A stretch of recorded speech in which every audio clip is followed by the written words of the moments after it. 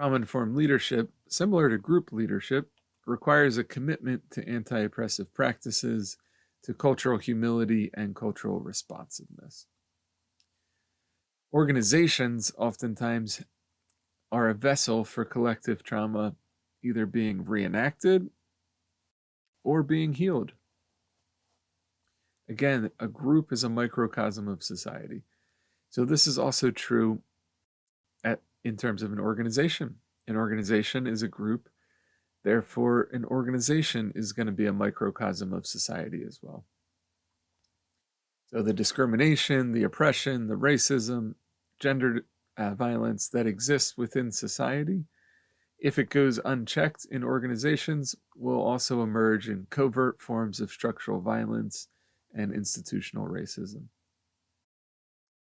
So this sixth trauma-informed principle needs to be seriously considered, critically reflected on as it relates to each of the 10 agency domains that SAMHSA outlines, which were covered in a previous video.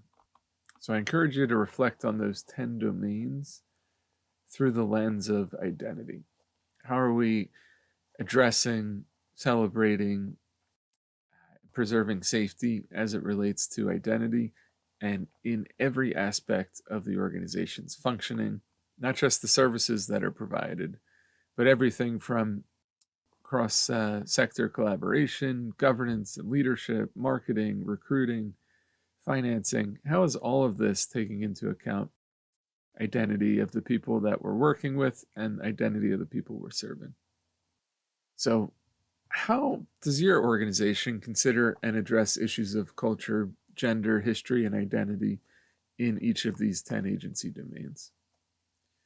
In which of these domains does your organization seem to best address issues of culture, gender, history, and identity? And in which of these domains does your organization seem to have the most room to grow in? So addressing issues related to identity often becomes performative, superficial, or fear-based attempts by an organization to avoid being called out by others. And I think this is really problematic. It's something that I'm particularly sensitive to. It can feel really fake. Through the lens of trauma-informed care, we can offer action-based practices for actively addressing these issues.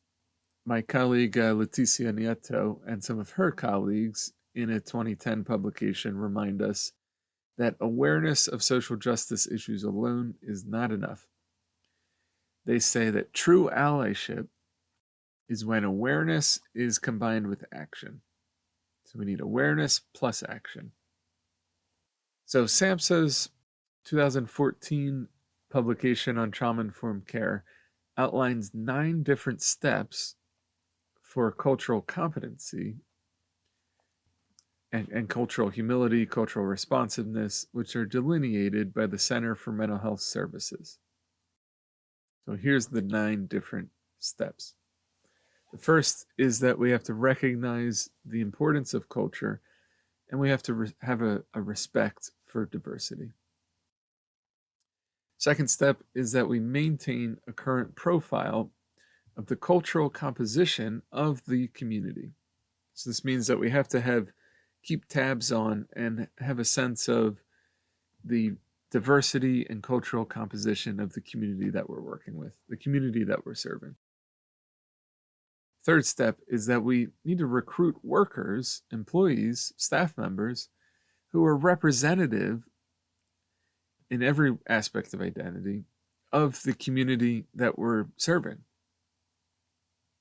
So this means that if we're serving a primarily Spanish-speaking community, then we need to be actively recruiting and hiring Spanish speakers in the agency.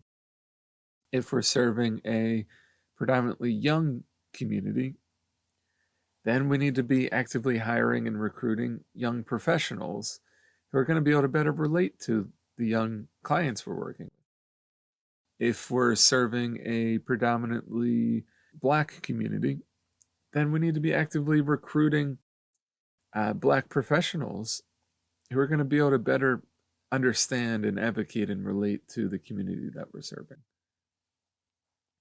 So the way I understand this is that SAMHSA is suggesting that the makeup of our organization in terms of identity should be reflective of the makeup of the community that we're serving. This fourth step is that we provide ongoing training to the staff related to culture and identity. The fifth step is that we ensure services are accessible, appropriate, and equitable.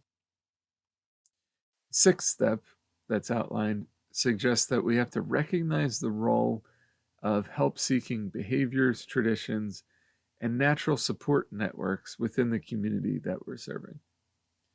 That in various communities have various and differing relationships to engaging with professionals, especially medical or mental health communities. And we have to be aware of and recognize the traditions within the communities we're serving and the natural peer support networks that are already present within that community. And that we can leverage and encourage people to engage in those support networks within their own community.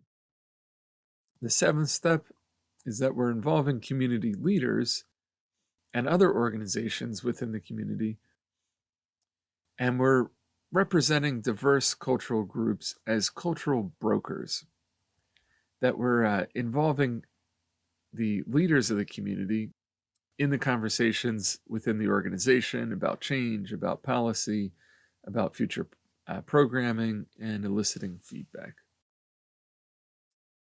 The eighth step is that we're ensuring services and information are culturally and linguistically responsive. So if the average person in the community that we're serving can't understand or resonate with the language we're using in our groups, on our websites, in the descriptions for services, then it's not going to make sense. And the ninth step towards an organization moving towards cultural competence, cultural humility, cultural responsiveness is that we're assessing and evaluating our program, our organization's level of cultural responsiveness. So it's not enough to just implement these steps once and be done. We have to be constantly evaluating over time the level of cultural responsiveness in our programs. So again, these are the 9 steps that are endorsed by SAMHSA for organizations addressing cultural responsiveness in their programming. So this really emphasizes how we have to revisit all aspects of an organization through the lens of diversity, equity, and inclusion. Everything from the marketing, the recruiting practices, assessment, interventions we're providing, evaluations, aftercare referrals, professional development for the staff, training, and events. Every aspect of the organization has to take into account identity and culture. So I want to challenge you to reflect for a moment about your own organization. Do the identities of your agency staff at all levels of the organization reflect the identities of the clients and communities that you're serving? I really want to emphasize that everybody, regardless of their identity, regardless of their privilege or experience of marginalization, is impacted by issues of gender, sexuality, race, ethnicity, class, nationality, indigenous status, age, disability, religion, spirituality, all those aspects of identity that Pamela Hayes outlines in the addressing model. Everybody is impacted by all of them. It's not just something that folks in marginalized communities are impacted by. It's something that impacts everybody. So this 6th trauma-informed principle about identity, culture, history, and gender is also particularly important for psychodramatists.